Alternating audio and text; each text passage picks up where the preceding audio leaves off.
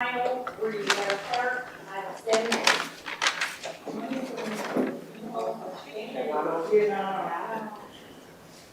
Hello. Testing. All right.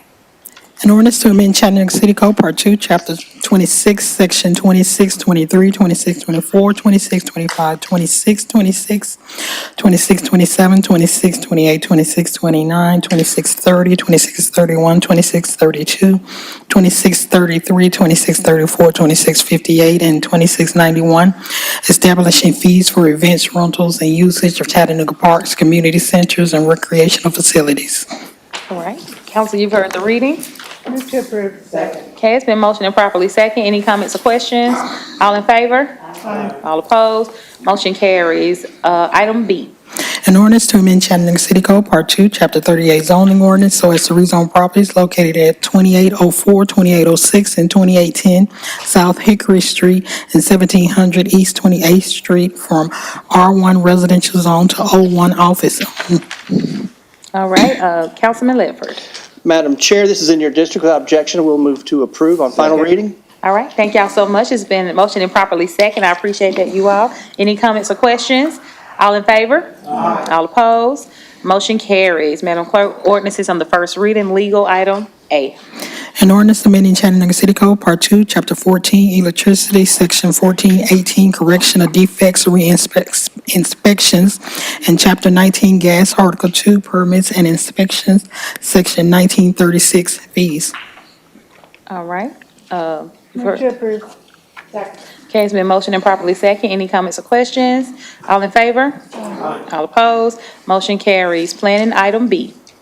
An ordinance to amend Chattanooga City Code, Part 2, Chapter 38 zoning ordinance so as to rezone properties located at 5116, 5120, and 5134 Highway 58, and 5 unaddressed properties in the 5100 block of Highway 58 from C5 Neighborhood Commercial Zone to C2 Convenience Commercial Zone with conditions. All right, is the applicant present? Okay, I have an applicant. Any opposition present? All right, I feel that there's opposition present.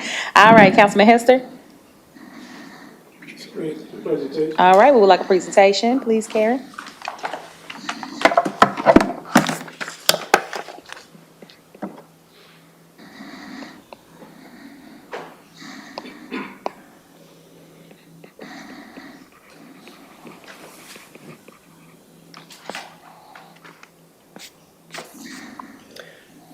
The clerk already read the addresses, so I'll note that this proposed use is boat sales, so it's a condition to develop a boat dealership. This comes with a planning commission recommendation to deny. However, the applicant provided a revised site plan and conditions for council's consideration, so I'll go through the whole process. We did touch on this briefly at Planning and Zoning Committee. So the applicant had some original proposed conditions, which included, so the request was for a rezoning with conditions, a landscape buffer, no access to Mimosa Circle, and some use prohibitions. There is some zoning history on the site. We did go through this previously. We'll go through it again, and then I'm going to actually provide a little bit more detail. The rezoning site contains several properties, most of which front on Highway 58 with that larger property to the rear. The M1 property to the east is the Enterprise South property to help you orient. And we have had quite a bit of zoning history, so if you will bear with me, it sounds like that's part of the concern of the neighborhoods, just a series of activity of rezoning. I just want to, there's 3 different zoning cases. I just want to touch on those.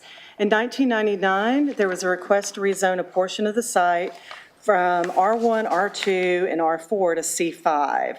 And that was approved in 1999 by City Council with some conditions, including buffering, and erosion, sediment control plans, and a few other items. So that was 1999, the C5 zoning, the rezoning to C5 with conditions. In 2016, through case 2016-0037, there was a request to rezone a portion of the site from R2 and C5 to M2 to develop self-storage warehouses. So there's a little portion of the little flag, one of those small lots to 58, was a part of the rezoning, as was the larger portion, C5 portion to the back for many, for self-storage warehouses. The request was approved differently, so council did not support the M2. Council did approve a rezoning to C5. So it went from C5 with conditions to C5 with no conditions in 2016. And really talking about that big C5 to the back. Case 2021-0169 was the most recent case. There was a request to rezone the site from C5 to C2. Staff had recommended to deny the applicant's request and approve differently, and we'll touch about that briefly, and that request was denied at City Council. So it sounds like that series of activity might be part of the concern, so I just wanted to make sure that we went through that. Again, you've seen this, and just, again, Mimosa Circle is highlighted to the south. That's a single-unit residential development, and Mimosa Circle residents have been active with discussion on the site. So this case is a little different in that it had a review at Planning Commission, and then Planning Commission asked staff to take another look at it. So staff originally found the proposed rezoning to C2 with conditions was not compatible with the plan, land uses, and development form, and recommended to deny the request. At Planning Commission, the applicant provided a revised site plan and conditions, and Planning Commission asked staff to go back and take an additional look at the site, do an additional review with that new information. So staff again noted the request was not compatible with the plan surrounding land uses and development form, but based on the proposed changes, staff reverted to the 2021 recommendation, which recommends approving rezoning along C2, that strip of the multiple properties along C2, along Highway 58, rezone those to C2 and keep C5 neighborhood commercial for the property adjacent to the residential dwellings along Mimosa Circle. So that had been the 2021 recommendation. Staff again felt that that was a suitable condition to allow the C2 to convert along Highway 58, but reinforce the C5. There was a opposition at Planning Commission. Staff recommended, Planning Commission found the request is not compatible with the Highway 58 Plan Development Form and adjacent land uses and recommended denying the request. Since that time, the applicant provided updated information. Again, this is different from what was provided at Planning Commission. It's been developed further. The applicant provided an updated site plan, and I will let him speak to that, and also some additional proposed conditions, and I'll let him speak to those. But I wanted to have them on the screen as that's his proposal now.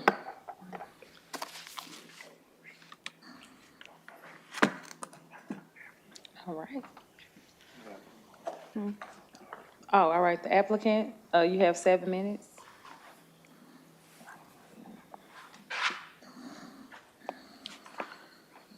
Well, good evening, council. My name is Alan Jones with Stone Creek Consulting. I won't get into overall the history. I think Karen did a good job going over the history of the zoning on this site. But what we're proposing is, so right now, the property owner has this property under contract with a boat dealership who happens to be one of probably the largest, if not the largest, Mastercraft boat dealership in the nation. He currently has a site here in Chattanooga, but they don't own the property, and they only have about the capacity to sell about 30 boats a month.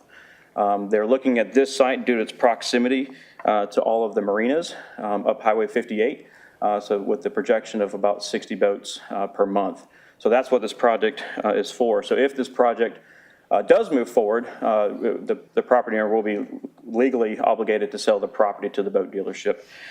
This boat dealer has 7 dealerships across the southeast. They've been in business for 29 years. This is not just a startup boat dealership. This is a dealership that has a great reputation and has a great product and sells great boats.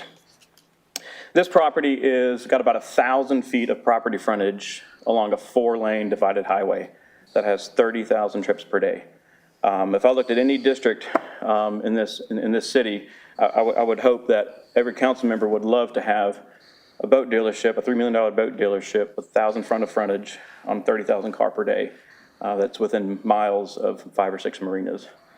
I've tried to work with the neighbors.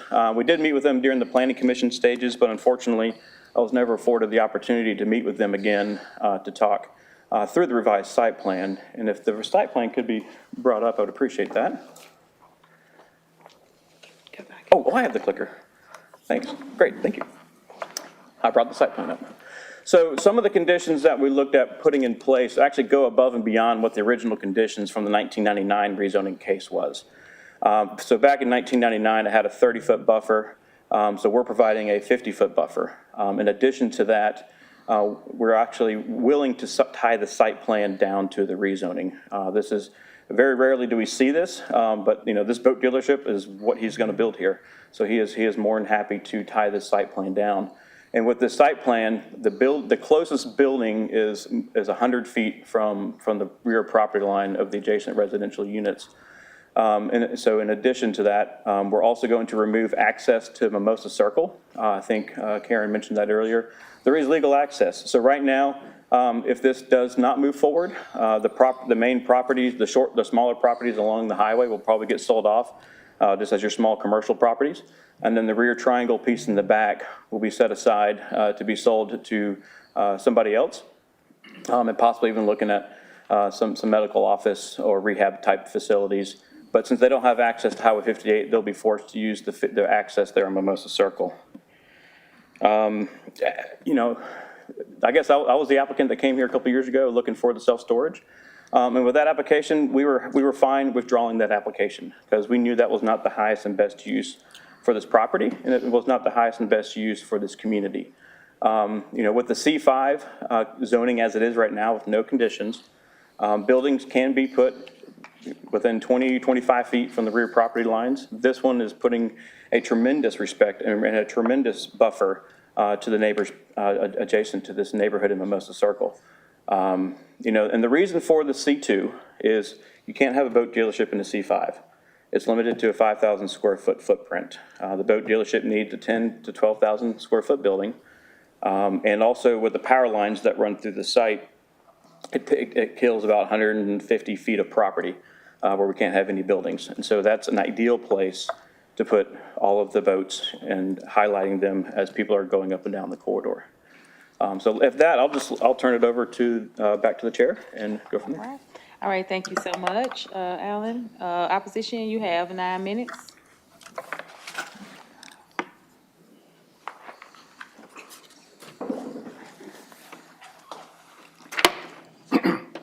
My name is Edward Freeman. I live at 5044 Mimosa Circle. I'm asking to deny this C2.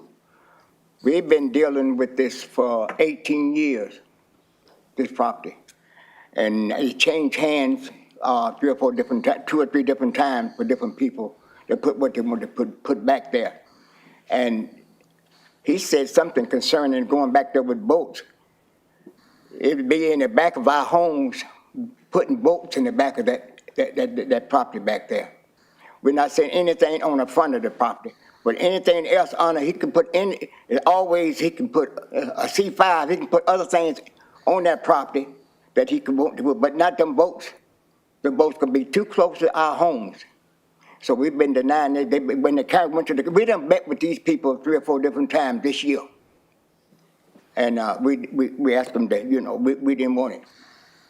The community, we met with them, and we met with these people and their lawyer, and we couldn't come to any kind of agreement on this. So only thing I'm asking, again, the last 12 years, we didn't have a bit of problem with it for getting it, denied. But all the thing I'm asking, deny this. Because we do not want all that back behind it. But they can put, on the C5, they know that what they can put on the C5 back there. They know that already, but they don't want that. They want a C2. They know that. So all I'm asking is to deny it again. We went to the county, and the county had us to meet together. We met with him and their lawyers, and the county turned it down. So we met up to the center with them and their lawyer. And the people there, most of the people there don't want it. And so we're asking for to deny it again. I see too. Thank you. Thank you. Hold for a second, Mr. Freeman. Councilman Ledford. Madam Chair, if I may, my question is for staff. Oh, okay, I'm sorry. That's fine, I'm sorry. I'm sorry, did you want to speak, sir? Yes, you can go ahead. My name is Oliver Tarvin. I live at 5144 Mimosa Circle, and we are against this for one reason, because we was down here last year, and we think it's a bait and switch.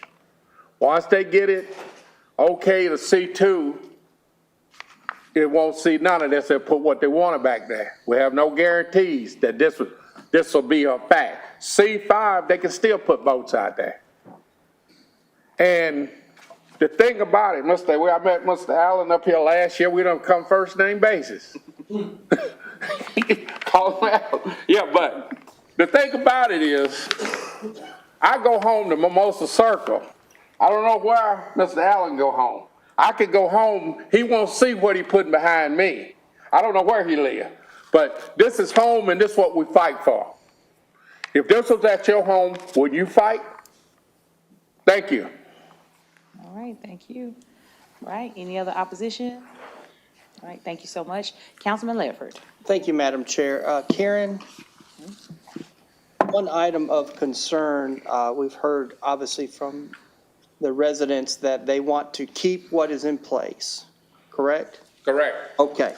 I want to make sure that I understand that in between 5128 Mimosa Circle and 5124 Mimosa Circle, hope you probably know who lives there, between their houses, can you go to the real picture, Karen? Okay.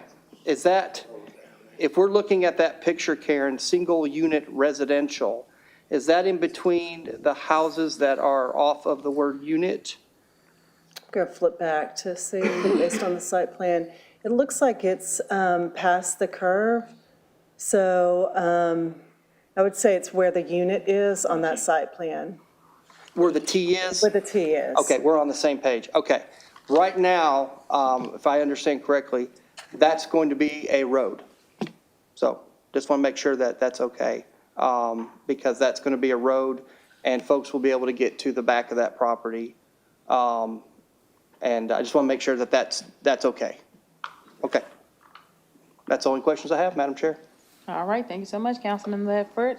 Thank you, Karen. Councilman Hester? I spent a lot of time and effort on this, and more than I wanted to. Oh, I'm sorry. Applicant, you want your, oh, come on. I'm sorry. Go ahead. Can we put 2 minutes on the clock? I'm sorry about that. Yeah, you just sit here, you can say nothing. Great, thank you so much. I can't enter the bait and switch fear. When a property is under contract for $1 million, they're putting their money where their mouth is to build a boat dealership. So I'm a little confused when I talk to the residents and also with Councilman Hester, and I think you'll probably touch on this. From what I've heard from residents and Councilman Hester is they're okay with the idea of a boat dealership in their backyard, but they don't want the zoning change. They're afraid of the zoning change. For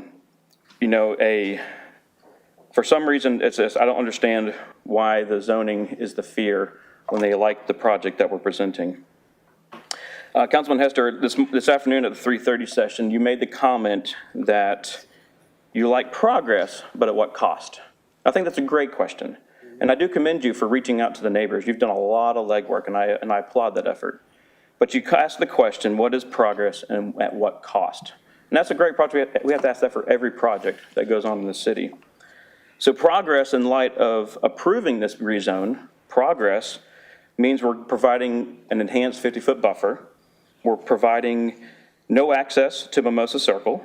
We're keeping the buildings 100 feet away from property lines. We're providing a $400,000 per month tax base to the city. And we're providing a spark of development on one of the only corridors in the city that is struggling to attract new businesses. Now, progress is going to happen regardless if this moves forward or not. Progress would be stripping the land, reselling it to low-cost commercial, because that's what this property is worth at C5, is low-cost commercial, rehabs, medical centers, of the like.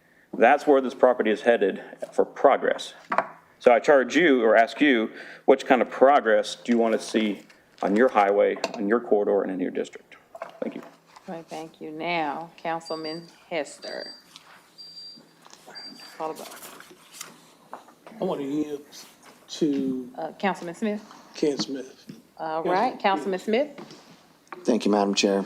I'm just thinking through some of the comments that I'd heard, specifically from the residents. So I've dealt with this a number of times in my district as well. Call it bait and switch, whichever it may be. I've got a problem right now, as a matter of fact, where I mistakenly approved and voted to support a change to C2 based on what I was told was going to go there. And it's not going there, at least not in its entirety. Something I didn't want and none of the residents wanted is likely to be built now. So I feel that fear 100%. So let me ask you this question. If we were to add a condition to this rezone request and tie it to the site map that is being presented to where that is the only thing they can build without coming back to this body for approval, does that alleviate your concern for changing the zoning? Not really. What happened, what we see is happening, the same thing happened to you. Once the property is sold, it can be resold.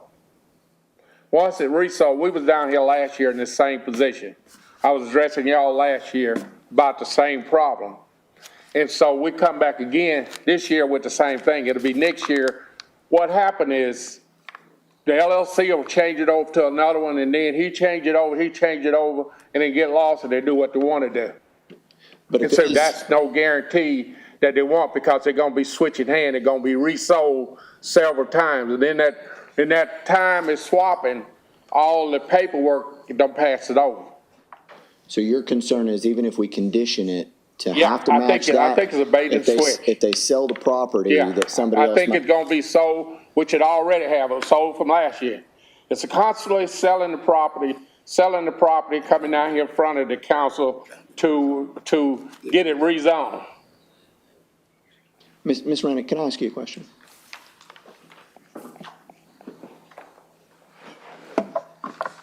If we were to add a condition that the rezone is restricted to the site map being presented by the applicant, within reason of the city engineers needing to do some shifting, obviously, but the applicant could not change the use being presented, is the concern that we still have that while they sell the property, it goes to the next person and somebody else decides to build something else there? Would another property owner be able to do something with that property if it was conditioned to this particular site map? So, right, I'm going to answer a couple questions there. So I will say, first of all, the zoning goes with the property and not the owner. So there could be 50 changes of a property owner, and the zoning is on that piece of property Including the regardless of condition. ownership, including conditions. I will note, there is nothing, there talks about uses prohibited on the screen, but there is not a use that says something like boat dealership only. So the site plan can be attached. It's a lot, really locks down a zoning a lot more than normal conditions will, because that'll, my understanding is LDO would look at the road, the driveway entrance, the general parking lot, the building location, that those things would be what LDO would be trying to enforce. But without the boat dealership, I believe you could do all the C2 uses except those, and so it still would allow a wide range of uses. And I could see that might be viewed as a bait and switch, because there's nothing locking it down to boat dealership, and you have a C2 as long as you fit in the buildings in your general site plan. So based on your example, that's the only thing I'm picking up on, that the site plan does lock it down, but the use is they're still pretty wide open in the C2 zone. So they could build the building and then do something other than a dealership That's with that correct. particular building, but they wouldn't be able to necessarily build anything else. That's correct. Because it would be tied to the site plan. So Yes. that is about as tight as we can do anything to protect you. I just wanted to offer that as an option, as opposed to what could potentially happen with a clear cut and opening that street up to your neighborhood. You would get what he is presenting, which I understood was not a problem, and lock it down as tight as we possibly could. But I just wanted to throw that out there as a potential, because I wish I had done that in one of my other projects. Thank you, Madam Chair. All right, thank you so much. Councilman Hester? Let it be put on record, the ramification of the inaction of, the neighborhood. I was voted in by the people, so I had to go with the people as far as, I need to move to deny. Okay, it's been motioned and properly second to deny. Any comments or questions? All in favor? All opposed? Motion carries. Madam Clerk, resolutions, item A. A resolution authorizing the mayor or his designee to enter into a first agreement to exercise option to renew with Dynamo Studios and substantially the form attached for the use of a certain space at South Chattanooga Community Center located at 1151 West 40th Street, further identified as tax map number 155EB001.01 for an additional term of 1 year through March 14, 2024 for the amount of $1 per year. Councilman Ledford. Thank you, Madam Chair. This being in your district without objection, I will move to approve. Second. Right, thank you so much. I appreciate it. Any comments or questions? All in favor? Aye. All opposed? Motion carries. Thank you so much, Councilman Ledford and Councilman Smith. Madam Clerk, item B. A resolution authorizing the Family Justice Center to apply for and, if awarded, accept a continuation of funds from Hamilton County General Funds to support services provided to victims living within Hamilton County for a grant period of July 1, 2024 through June 2025 for an amount not to exceed $200,000. Okay, Councilwoman Byrd. Move approval. It's been motioned and properly second. Any comments or questions? All in favor? Aye. All opposed? Motion carries. No objection from council. We can take items C and D under fire as a group. All right, Madam Clerk, items C and D. Item C, a resolution authorizing approval to accept $5,716 from the Colonial Pipeline to be used for the purchase of 4 hazardous materials monitors to provide enhanced capability to monitor hazardous materials atmospheres and provide integration and redundancy for the department's current hazardous materials response capabilities. Item D, a resolution authorizing the mayor or his designee to enter into a first amendment to tower and ground space license agreement with Tennessee RSA number 3 Limited Partnership and substantially the form attached to allow the license agreement to be renewed for 6 additional terms of 5 years each, with the initial term ending on June 30, 2016. The second renewal is authorized through June 30, 2026, and to authorize automatic renewals in the future unless intent to terminate is provided by licensee to licensor at least 120 days before expiration of the term. Councilman Henderson. Move approval. Okay, it's been motioned and properly second. Any comments or questions? All in favor? Aye. All opposed? Motion carries. Madam Clerk, item E under Public Works. A resolution authorizing the Department of Public Works to enter into a construction agreement with the Electric Power Board of Chattanooga to provide street lighting infrastructure improvements as part of the Ferdinand Peachway extension in the amount of $72,536.52. All right. Okay, it's been motioned and properly second. Any comments or questions? All in favor? All opposed? Motion carries. Now we have purchases. Julia, welcome, welcome. Good evening, council. We have 4 purchases this evening as well as 1 emergency purchase to report. The first purchase is from wastewater. This is a new blanket contract for the large diameter sewer line cleaning. This will be a 4-year agreement not to exceed $1.5 million per year. Bids were received from 1 vendor. The invitation was re-advertised and resulted in no additional bids. The award will go to Doach Industrial Services. The second is from the Department of Technology Services. This is a new blanket agreement for Affordable Cares Act health compliance services processing. This will be a 4-year agreement not to exceed $50,000 per year. The award will go to ADP Inc. as a sole source agreement. The third is from the Chattanooga Fire Department. This will be a one-time purchase of Spartan Squad pumpers and Spartan traditional pumper fire trucks in the amount of $4,214,296 for use by the Chattanooga Fire Department. This purchase will be from Spartan Emergency Response utilizing Sourcewell contract number 113021-RVG-4. The fourth and final purchase is from the Early Learning Department. This is a 1-month extension of the agreement with Mountain City Services, Inc. for kitchen equipment repair to complete the bidding process. No additional funds will be added. The total annual cost estimate is $130,000. Right? Second. Okay, it's been motioned and properly second. Any comments or questions? All in favor? All opposed? Motion carries. We have one emergency purchase to report.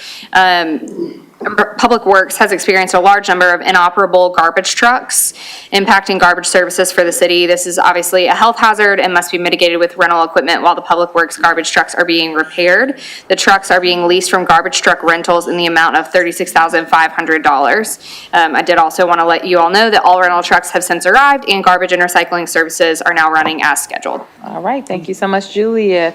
All right, Councilman Ledford. Just a quick question, Julia. I didn't know you could rent garbage trucks. That's amazing. Turns out, they had to make a trip to get here. They were not in town, but they are here. Yeah. Several other cities, I believe Atlanta, Memphis, and maybe also Nashville. Wow. Oh, all right. Well, thank you. That's something new. All right, thank you. Learn something new today. Every day. All right, thank you so much, Julia. All right, it's time for committee reports. Councilwoman Coonrod? Councilwoman Knoll? Councilwoman Burrs? No report. Councilman Henderson? I do not have anything. Thank you so much. Councilman Smith? No report, Madam Chair. Councilman Ledford? Tuesday the 6th, hey, Planning and Zoning Committee, because we just can't get enough, Madam Chair. That's right, that's right. Councilman Hester? No report. Madam Vice Chair? No report. All right. Now comes the time for persons who wish to address the council. If you plan to address the council, please line up. Don't do it, Chris. Please line up behind this podium. All right. All right, at the end of each council business meeting, the chair will recognize persons who wish to address the council.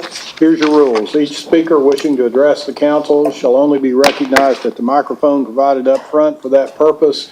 Can't have more than 3 minutes to speak. You can address the council only upon matters within their legislative and quasi-judicial authority and not on matters which are not under their authority or regulated by other governmental bodies or agencies. Don't engage in vulgar or obscene language nor use the floor to personally attack or personally denigrate others, and address your comments to the council as a whole and not towards individual council members. And lastly, Mr. Harris, do not engage in disorderly conduct or disrupting a public meeting, which is prohibited by Tennessee law, and someone commits that offense if the person substantially obstructs or interferes with the meeting by physical action or verbal utterance with the intent to prevent or disrupt a lawful meeting or gathering. I know that you have heard that and would not do so. Thank you, sir. All right, you got your 3 minutes. Sylvester Harris, 3300 Curtis Street, Chattanooga, Tennessee. My gripe is like it's dealing with the school system, of which I know that this board do not handle the school system. But I think we need to take our school system back. And the reason I'm saying we need to take it back is because Mr. Wamp, he promised us the vocational school. Then he turns around, now it's gonna be a magnet school. Now, he ran on one thing, but then he turned around and did another thing. These young kids need trades.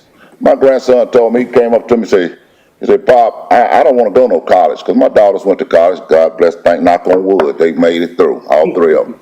But he said, I don't want to go to college. But son, you got to take a trade. And I said, you pick you something that you're going to like. So he goes all the way to Sequoia. He got to go all the way out there Saturday days, every day. They changed the bus schedule, so I got to take him now and pick him up. But I want him to be successful.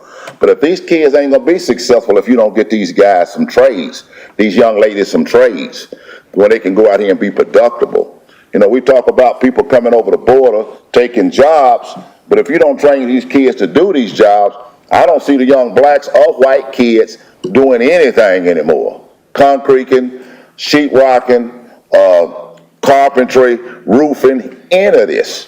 I was a blessed individual. Mama said, boy, I got to send you to vocational. I thought, well, she saw that I need, because I was more mechanical. Sister wasn't. She was more academic. But it helped me out. Shop teacher saw something in me, say, son, you need to go pursue that because you can do it. And that made me feel good. I went out there 37 years, you know, in construction, you know. And it's just terrible when I look around, I'm not seeing no vocational, you know. Where's vocational? All kids are not going to college. We need to have an avenue for these kids to go somewhere. And plus, if we had a vocational school, it could be vocational during the day and train grown people in the evening time. That same equipment still lays there at night, not being used. They can go there, people just not being incarcerated, got out, they can have an avenue to a trade. Then we got to at least save a few people and get them off the street, get them out of jail, get them off our tax problems and stuff like that. But we got to take our school system back and man our own stuff and give these kids a chance. You know, because y'all ain't giving them no chance, and it's up to y'all too. Y'all got a voice, you know. We need to take our school system back. City of Chattanooga needs to say, thank you, county, but we taking ours back and man our own stuff and give our kids a chance, because we ain't giving our kids no chance. And if y'all don't do that, you know, every kid ain't going no college. Every kid don't want a debt. Every kid just don't want to do that. But he can be an electrician, and that don't mean he got to be a laborer all his life. You know, he could work for himself, and then one day he may Thank you, Mr. hire a few Harris. men. Thank you, but you have great points, and I appreciate you so Yeah, much. but I'm, you know, All right. and another Thank thing, you. Oh, we we're need 5 done. minutes back. We're finished. All right, council, I don't see anyone else wishing to address the council. What's your pleasure? We don't, you know. Meeting adjourned. I'm sorry.